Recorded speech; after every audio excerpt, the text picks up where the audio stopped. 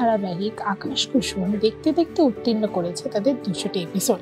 আর আজ আমি সংযুক্তা জিও বাংলার পক্ষ থেকে চলে এসেছি তাদের সেটে, যেখানে সকলেই রয়েছেন সেলিব্রেশনের মুডে।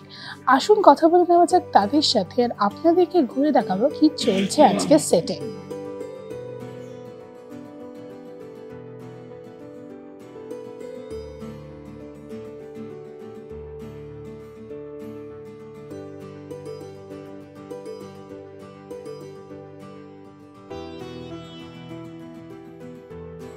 গল্পে আমার চরিত্রটার এখন একটা বদল এসছে, কিন্তু এটা না বদল বললে ভুল হবে। ধরো তোমার নিজের আপন সন্তানের ওপরে কোনো একটা এরকম একটা ক্রাইম হয়েছে এবং সেখানে দাঁড়িয়ে তুমি দেখছো যে তোমার অপোনেন্ট পক্ষে যে শত্রু, যাকে আমি বলি মানে ডালিকে তো আমি একদম পছন্দ করি না, তো সেই ডালি যখন পুরো দায়িত্বটা নিজের কাঁধে নিয়ে নিয়েছে যাতে আমার ইউথ, আমার ছেলেমেয়েরা তো অনেক ছোট, তারা যাতে ফিউচারে কোনো সমস্যায় না পড়ে, তো তখন irrespective of any story line বা ক্যারেক্টার এটাই আসে যে একজন মা তার সন্তানের পাশেই দাঁড়াবে। তো আমাদের গল্পেও সেরকমই এসছে যে আমি এই প্রথমবার আমার দাদার পাশে দাঁড়িয়ে বলছি যে আমি ডালির হাত ছাড়বো না। তো আমার মনে হয় এটা যে কোনো ক্ষেত্রেই তাই হবে। তবে আমার গল্পে হ্যাঁ, যেটা শুরু হয়েছিল আমার চরিত্রটা, সেটার সঙ্গে এখন যেখানে এসে দাঁড়িয়েছি তার বললাম না যে একটা অদ্ভুত ট্র্যাকের পরিবর্তন হচ্ছে, সেটা তোমরা দেখলেই বুঝতে পারবে। হ্যাঁ, একদমই তাই। আমাদের আজকে আকাশ কুসুমের 200 পর্ব কমপ্লিট হলো সান বাংলা অ্যাক্রোপলিস এন্টারটেনমেন্টের নিবেদিত এই সিরিয়াল। 200 পর্ব সত্যি খুব খুব আনন্দ দেয়, মানে not a matter of joke, কিন্তু এর সাথে সাথে প্রচুর না এসে যায় রেসপন্সিবিলিটিস এসে যায়, বিকজ একটা চরিত্র যখন শুরু হয় না তার অনেক কিছু করার থাকে। এবার 6-7 মাস পরে সেই চরিত্রটা আস্তে আস্তে এগোয়, তার একটা নিজের জার্নি শুরু হয়। সেই সময় না খুব ইম্পর্ট্যান্ট হয় দর্শকের সঙ্গে তার কানেক্টিভিটিটা কীভাবে তৈরি হয়েছে, কারণ অনেক দিন তোমাকে দেখে নিয়েছে তারা। তো 200 পর্বে এসে এখনও আমরা এরম হই হই করে দাঁড়িয়ে রয়েছি, মানে ইট প্রুভস বা ইট শোজ যে দর্শক আমাদের সঙ্গে রয়েছে। তো আশা করবো এইভাবেই 200 থেকে 300 যাবো, 400 যাবো, সেটা ঈশ্বরই জানেন, বাট আমরা ট্রাই করবো সবাই মিলে। শেষ করার দর্শকদের কি বলবে? দর্শকরা এতদিন ধরে তোমাদের পাশে ছিল, আগামী দিনেও তাদের কি বার্তা দিতে চাও? দেখো, it's very inspiring and motivating, কারণ আমি বাইরে গেছিলাম 2 দিন আগে, এরকম হয়েই থাকে। তো ওখানে আমাকে জিজ্ঞাসা করছে যে আপনার গাঁটছড়া দেখেছি, তারপরে এরকম এই সিরিয়ালটা আপনার দেখছি আকাশ কুসুম, তো দুটো তো ভিন্ন, চরিত্রটা একদম পজিটিভ ছিল, এটা একদম নেগেটিভ ছিল। কথাটা সেটা না, আমরা অভিনেত্রীরা তো ঘুরিয়ে ফিরিয়ে চরিত্র করবে, কিন্তু ওনার মাথায় যে স্ট্রাইক করেছে না, তো সেইটা আমাকে খুব আনন্দ দিয়েছে। তো তাই আমার মনে হয়েছে যে দর্শকরা চাইলে অনেক কিছুই করতে পারে, খালি আমাদেরকে তাদের যাতে ভালো লাগে সেই কোয়ালিটি প্রোডাক্টটা সবসময় দিতে হবে। তো সেটা আকাশ কুসুম টিল ডে ট্রাই করে যাচ্ছে, হার্ড ট্রাই, মানে সবাই করে, আমরাও করছি। আশা করি তোমাদের ভালো লাগবে। আমি আবারও বলছি যে এখন যে গল্প, যে স্টোরি লাইনটা দাঁড়িয়ে আছে, সেখানে ভালো লাগা মন্দ লাগার কিছু ব্যাপার নেই। আপনারা আকাশ কুসুম যারা দেখছেন বা যদি নিউ ভিউয়ার্সও আসে, তারা বুঝতেই পারবেন যে আমাদের গল্পে এখন একটা মোড় এসছে যেখানে ডালি খুব সমস্যায় পড়েছে। তো সেখানে প্রথমবার আমিও ডালির পাশে আছি। তো এরপরে আর কি হতে পারে তার জন্য অবশ্যই দেখবেন সোম থেকে রবি সন্ধ্যে 7:30টায় সান বাংলায় আকাশ কুসুম।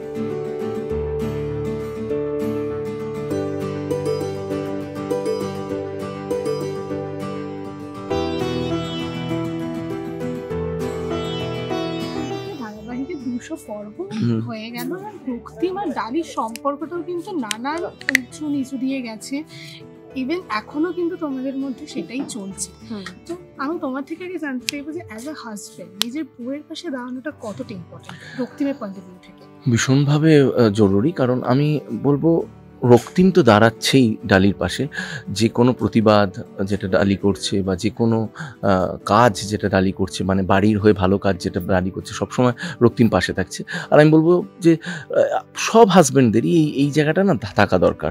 এবং আমি বাই গডস গ্রেস আর কি, আমি এরম ধরনের চরিত্রই আমি বিগত 15-16 বছর ধরে করে আসছি, যেখানে দেখা গেছে যে আইদার আমি হাজব্যান্ড হিসেবে পাশে দাঁড়াচ্ছি, অর হাজব্যান্ড পাশে দাঁড়াচ্ছে না বলে একজন থার্ড ব্যক্তি আছে যে গিয়ে পাশে দাঁড়াচ্ছে।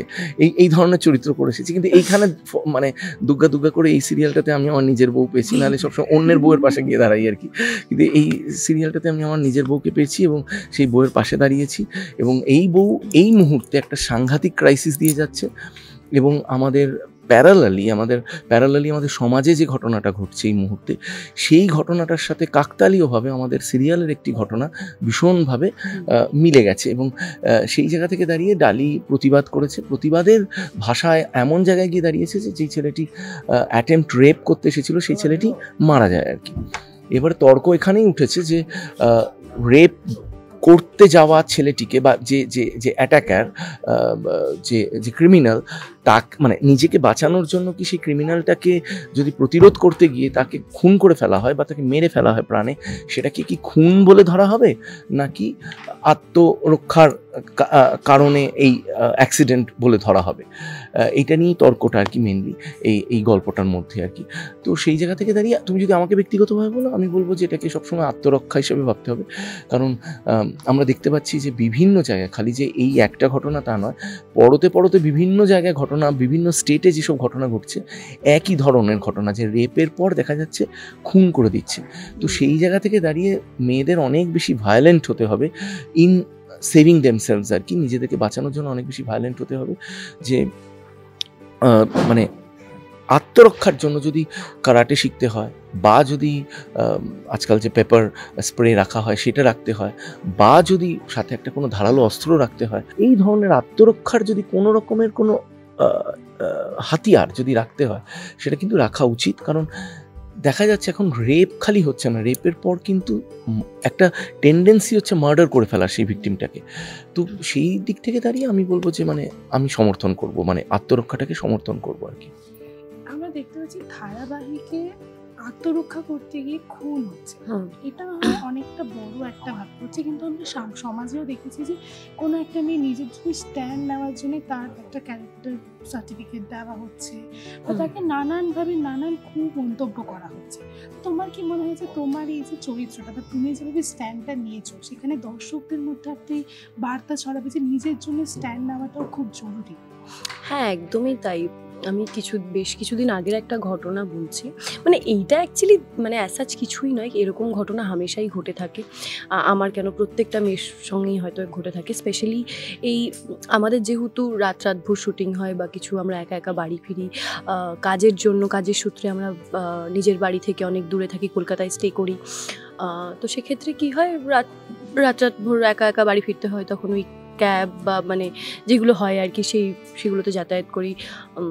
তো আমার এরকম একটা, হ্যাঁ ক্যাবগুলো, তো যাই হোক, তো আমার সঙ্গে এরকম একটা ঘটনা ঘটে। মানে এটা একবার নয় অ্যাকচুয়ালি, ওইবার খুব সিরিয়াস হয়ে গেছিলো বলে আমি এই ঘটনাটা বলছি, কিন্তু এটা আমার সঙ্গে বহুবার হয়েছে যে মানে এরকম ড্রাঙ্ক ড্রাইভার অ্যান্ড সে হুট করে মাঝ রাস্তায়, মানে তেমনি একটা জায়গায় দাঁড় করায় যেই জায়গাটা খুব শুনশান, মানে হয়তো সেরকম লোক নেই, তো ওরকম দাঁড় করিয়ে আমাকে মানে হুট করে বলছে আমি আর নিয়ে যাব না, কি করবে বা আমার সাথে চলো, এরকম। মানে আমি বুঝতে পারছি, যখন আমার কাছাকাছি এসছে আমি বুঝতে পারছি যে সে ড্রাঙ্ক বা কিছু।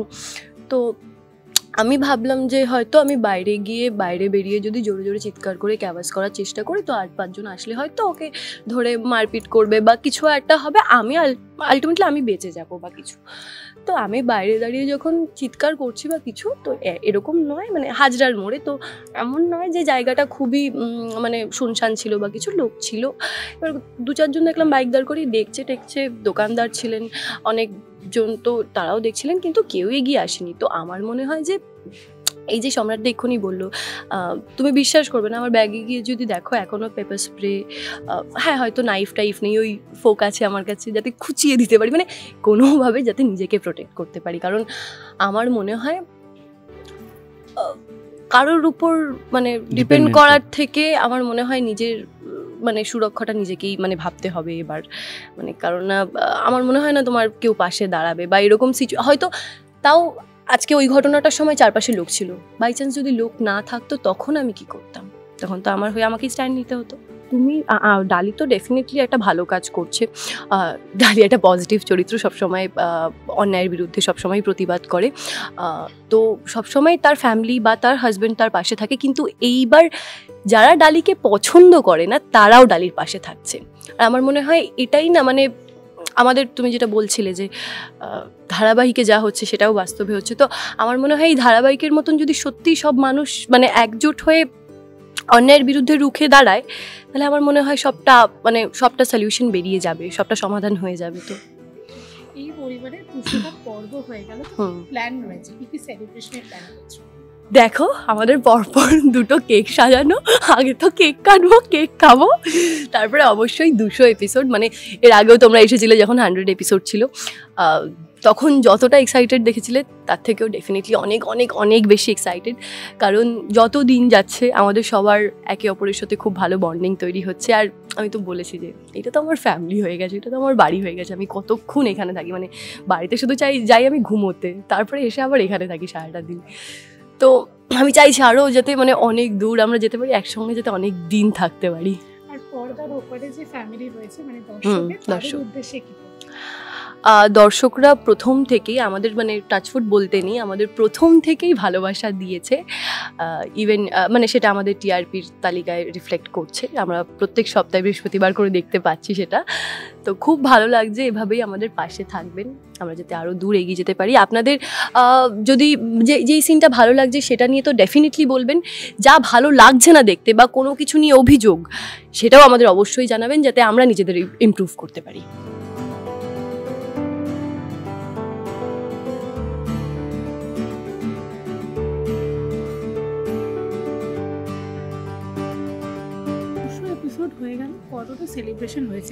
সেলিব্রেশন তো মানে আমার তো সত্যি কথা বলতে কি 100 এপিসোডে যে সেলিব্রেশনটা হয়েছিল আর আজকের যে সেলিব্রেশনটা হচ্ছে সেটা অলমোস্ট সেম মনে হচ্ছে। মানে আমার মনেই হচ্ছে না যে 100 এপিসোড ক্রস করে আমরা 200তে পৌঁছে গেছি। মানে চোখের পলকে 200, মানে এই জাস্ট বোধহয় মনে হচ্ছে 1 মাস আগে 100 এপিসোডের সেলিব্রেশনটা হলো। So anyway, I mean that's good. আমি বলবো যে এই যে তার জন্য ওয়ার্ক এনভায়রনমেন্টটা খুব ইম্পর্ট্যান্ট একটা ফ্যাক্টর, যেটা শুরুতেও যা ছিল 100 এপিসোড তাই ছিল, আর 200 এপিসোডও তাই আছে। তাই জন্য আমরা বুঝতেই পারিনি, আমি পার্সোনালি বুঝতেই পারিনি যে কখন 200 এপিসোড হয়ে গেছে। কিন্তু তুমি বললে যে ওয়ার্ক এনভায়রনমেন্টটা খুব ম্যাটার করে, তো এই কদিনে সেটের বাকিদের সাথে অফ স্ক্রিন কিরকম বন্ডিং? আমার সবসময় আমি বলবো যে মানে এইটা না অদ্ভুতভাবে শুরু থেকেই জেনারেলি একটা জেলবেল সময় লাগে, জেলবেল একটা পিরিয়ড থাকে যে এই 15 দিন কি 20 দিন একটু সময় লাগে একে অপরের সাথে জেল হতে। কিন্তু এখানে অদ্ভুতভাবে সেটা লাগেনি, শুরু থেকেই অফ স্ক্রিন সম্পর্ক কিন্তু সকলের সাথে খুব ভালো। অফকোর্স একটা পরিবারের মধ্যে প্রচুর নানান ধরনের কেমিস্ট্রি থাকে, ঠিক আছে, কিছু পজিটিভ থাকে, কিছু নেগেটিভ থাকে, কিছু মিক্সড থাকে, সেটা তো সবসময় থাকবে, সেটা একটা জয়েন্ট ফ্যামিলিতে থাকাটাই স্বাভাবিক। কিন্তু অ্যাজ এ হোল যে ওয়ার্ক এনভায়রনমেন্ট, কারণ আমরা এখানে 14 ঘন্টা কাটাই অলমোস্ট, তো ওয়ার্ক এনভায়রনমেন্ট যদি ঠিকঠাক না থাকে তখন কাজটা খুব স্ট্রেসফুল হয়ে যায়। কিন্তু আমার মুখ দেখে বুঝতে পারছেন যে I am not stressed at all. আর এই যে 200 এপিসোডটা হয়ে গেছে, এটার কারণ হচ্ছে ওয়ার্ক এনভায়রনমেন্ট। তো ওয়ার্ক এনভায়রনমেন্ট আমি বলবো যে খুব ইম্পর্টেন্ট, এবং আমাদের অফ স্ক্রিন, অন স্ক্রিন যায় না জেল, অফ স্ক্রিন জেল আরও বেশি, আরও ভালো। অন স্ক্রিন তুমি যে জেলের কথা বলছো, তো সেখানে আমরা দেখতে পাচ্ছি গোটা পরিবার এই মুহূর্তে দাঁড়িয়ে পাশে এসে দাঁড়িয়েছে, তো সেখানে আমি জানতে চাই যে পরিবারের সাপোর্টটা কতটা ম্যাটার করে? পরিবারের সাপোর্টটা ডেফিনেটলি আমি বলবো ম্যাটার করে। এমনি যদি আমি অধর্মের বিরুদ্ধে যুদ্ধের কথা বলি, তাহলে সেখানে কেউ পাশে থাকুক বা না থাকুক একদম ম্যাটার করে না, ঠিক আছে। সেটা মানে ম্যাটার করে ইন সেন্স, মানে সেটাতে তাও এগিয়ে যেতে হয়। যদি তো ডাক শুনে কেউ না আসে তবে একলা চলো রে। কিন্তু পরিবারের যদি সাপোর্ট থাকে তাহলে সেই যুদ্ধটা আরও ইজি হয়ে যায়, তখন আরও ইজি হয়ে যায়, এবং মানে সৈন্য পাওয়া যায় আর কি, আরও সৈন্য পাওয়া যায় যাতে এই যুদ্ধটা লড়া যায়। সো আমি বলবো যে ডেফিনেটলি বলবো যে পরিবারের সাপোর্টটা খুব দরকার, এবং লাইফ পার্টনারের সাপোর্টটা খুব দরকার, বন্ধুদের সাপোর্টটা খুব দরকার, সবার অ্যাকচুয়ালি। মানে প্রত্যেকটা সম্পর্কই নিজের নিজের জায়গায় বেস্ট। তো সেই ক্ষেত্রে প্রত্যেকটা সম্পর্ক থেকে যদি সেই সাপোর্টটা পাওয়া যায় তাহলে একটা মানুষ ঠিক পথে এগোতে বাধ্য। শেষ করার আগে দর্শকদের উদ্দেশ্যে যারা তোমাদের অন্য আরেক সৈন্য, তাদের কি বলবো?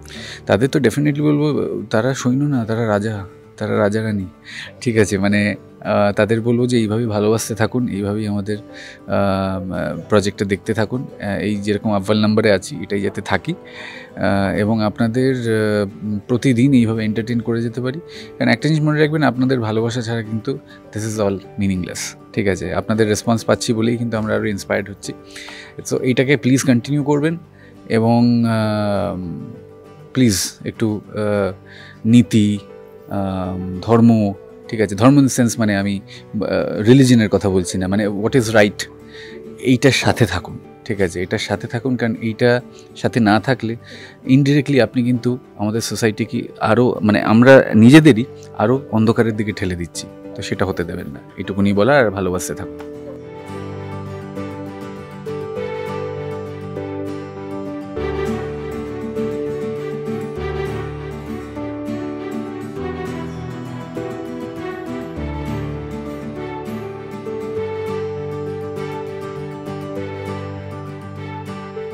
কথা বলে নিলাম আকাশ কুসুম ধারাবাহিকে কলাকুশলীদের সাথে, তার পাশাপাশি আপনাদের ঘুরে দেখালাম কি চলছে আজ সেটে। ডালি কি সত্যিই আত্মরক্ষার জন্য কোনো ভুল কাজ করেছে? আপনাদের কি মনে হয় তা কিন্তু আমাদের কমেন্ট করে জানাতে ভুলবেন না। ক্যামেরায় দেবস্মিতার সাথে আমি সংযুক্তা। এরকমই আরও ভিডিওস দেখার জন্য নজর রাখুন আমাদের চ্যানেলে।